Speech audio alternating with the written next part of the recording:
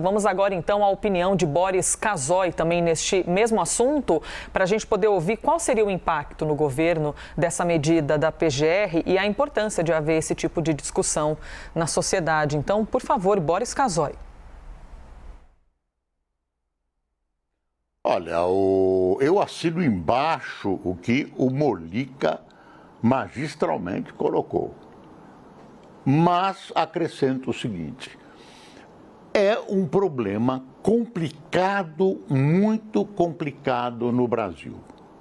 O Brasil é um país onde vicejam, crescem as religiões evangélicas, especialmente as pentecostais, onde no há pentecostalismo prevalece a religião católica. Então, existe uma oposição entre o que pensa a ciência, o que pensa a moderna psicologia, o que pensa quem quer uma civilização pacífica, quem quer um fortalecimento dos direitos das pessoas, levando em consideração as suas preferências, o seu modo de pensar, o seu partido político, etc, etc. Essa é a busca. Agora, religião e psicologia, nessa questão da homossexualidade, correm em estradas paralelas e diferentes. A Bíblia, da maneira que você quiser interpretar, como você quiser ler, mas a Bíblia, lida à maneira evangélica, da maioria dos setores evangélicos, condena a homossexualidade. E esses evangélicos, especialmente pastores, querem manifestar essa condenação. É pecado para eles. Quando, para a sociedade, para uma sociedade evoluída e civilizada, esse é um sinal de normalidade. É mais esse pessoal de orientação homossexual deve ser integrado da mesma maneira, deve ser reconhecido como cidadania, não pode ser morto como tem sido morto no Brasil, etc, etc. Mas o ministro, e aí que eu queria chegar, o ministro é um ilustre pastor protestante. Então o ministro tem um compromisso profundo com a sua religião. Não adianta você dizer para ele que não deve misturar religião com ciência, etc. É uma convicção profunda dele e ele coloca dessa maneira.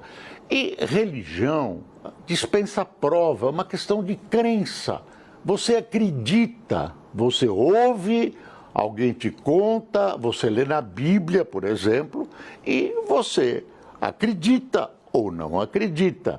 Então, em alguns pontos fica muito difícil, por isso que correm em estradas diferentes, que às vezes se chocam.